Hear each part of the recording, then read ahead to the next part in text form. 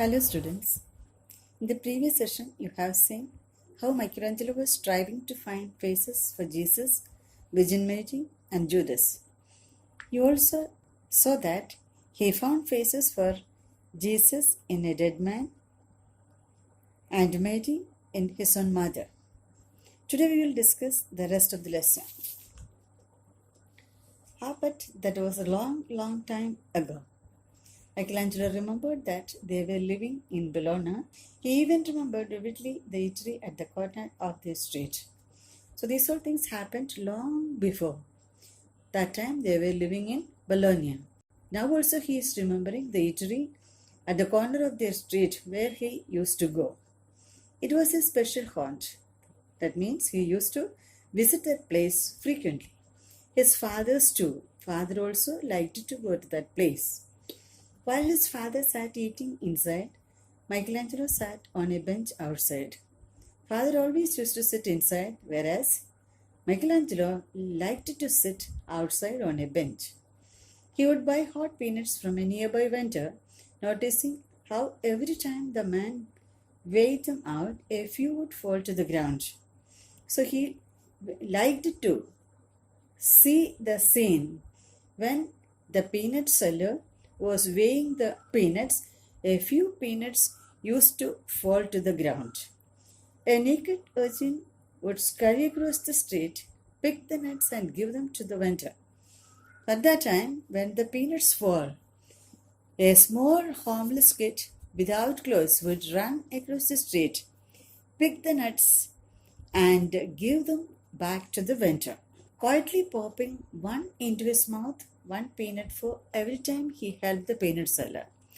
So whenever he was picking up the nuts, he used to put one peanut in his mouth and then he would wait for the next customer. The sight fascinated Angelo. Fascinated means attracted. He liked it.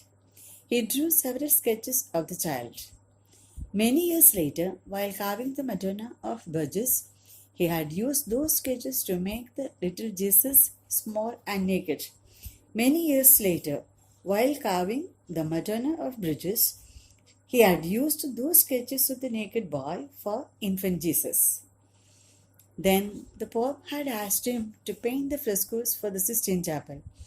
When he came to know that Michelangelo is a very good artist, Pope Julius had asked him to paint the frescoes for the Sistine Chapel. He had refused at first. Michelangelo said, "No, I am not interested," telling the Pope point blank, directly, without any explanation, he said that I am not interested, that he was a sculptor and not a painter. The reason is he is a very good painter only. He believed himself to be a sculptor and not a painter. What's the meaning of a sculptor?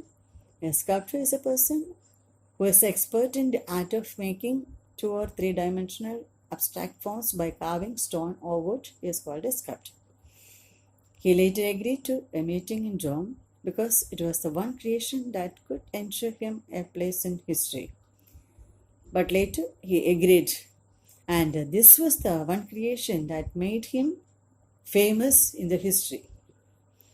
Not that immortality could be reason enough for Michelangelo.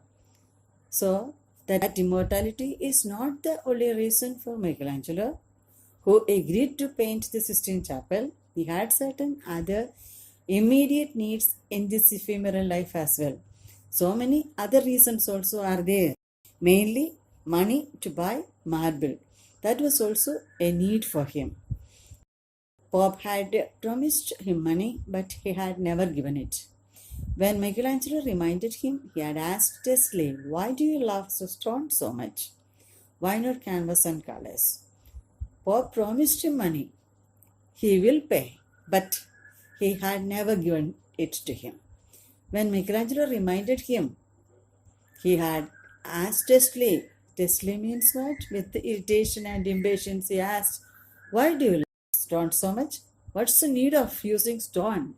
Why don't you use canvas and colors?" The answer is colors merge. Michelangelo had retorted means replied immediately. They lose their identity and mix with others, unlike marble. Colors merge means that if he uses canvas, the colors will mix up and the painting will lose its identity. And if he uses marble, there won't be any such problem. 4 years had sped past, means 4 years passed or completed. Ever since he had started work on the frescoes in the chapel, his sculpting had come to a standstill. From the time he had started to paint the chapel, he could not do any sculpting work because he was fully engaged in the painting of the Sistine Chapel. And Angelo was as bored with colors as he was with Rome. This means Angelo was bored with both Rome and color. This painting, he was tired of painting. He wanted to finish the painting, the Last Supper, but his imagination failed him each time it came to the face of Judas. Somehow or the other, he wanted to complete or finish the painting of the Last Supper, but his imagination did not help him to sketch the face of Judas. It was very difficult for him to imagine Judas' face. This was an impossible face to conceive.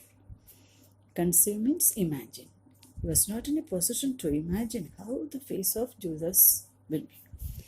Then one day, Michelangelo found him, his Judas. One day he found his Judas. There he was in that small, dingy eatery in Rome. So where was he?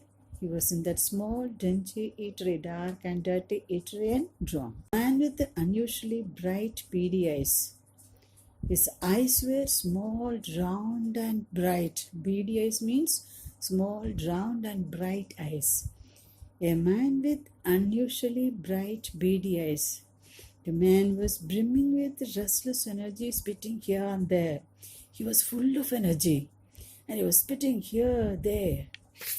He was prematurely bald, and when he talked, the words tumbled out fast like coins from a torn pocket. He was prematurely bald.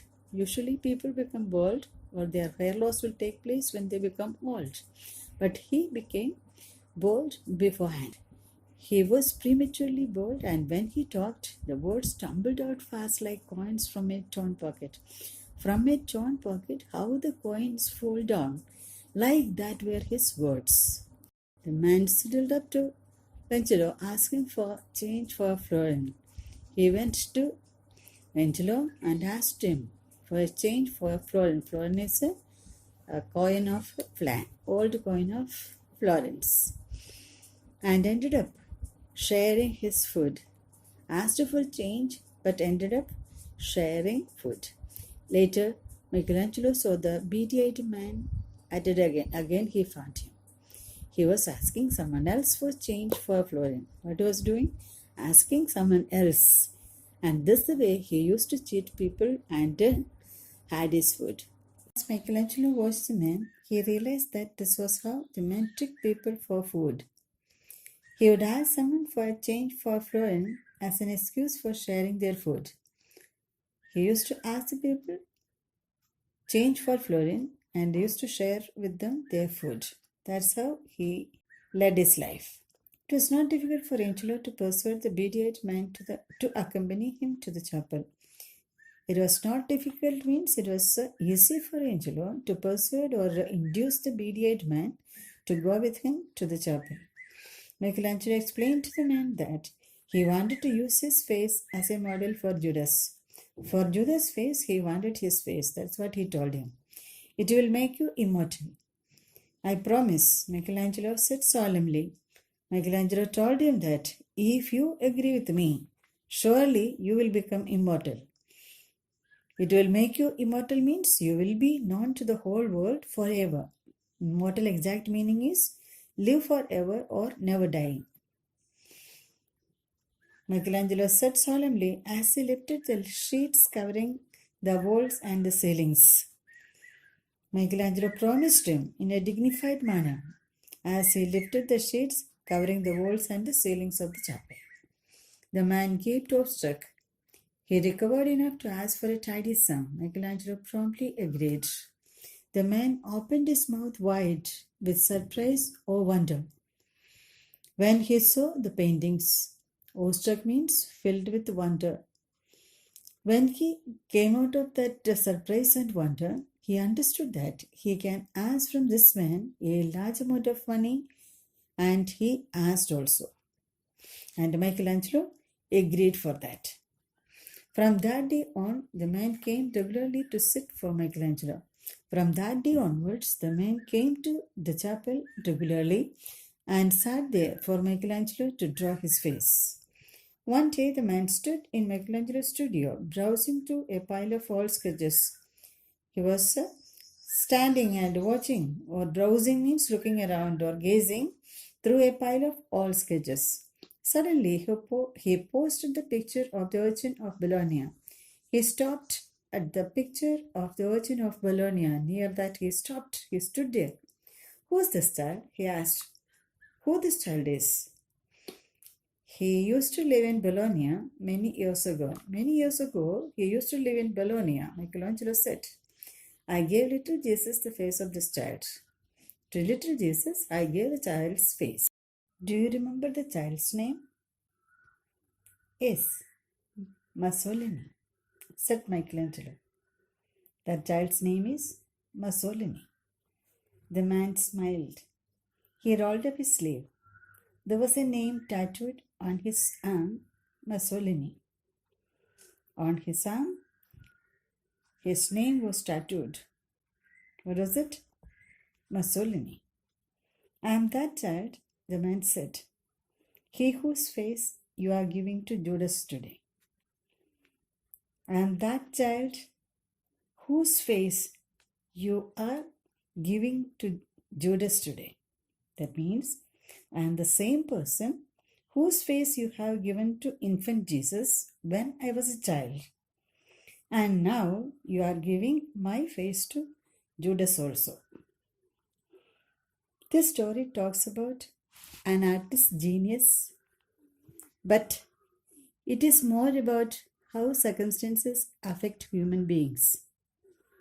It tells us that circumstances rule a large part of our lives, that we are molded by our circumstances in more ways than one.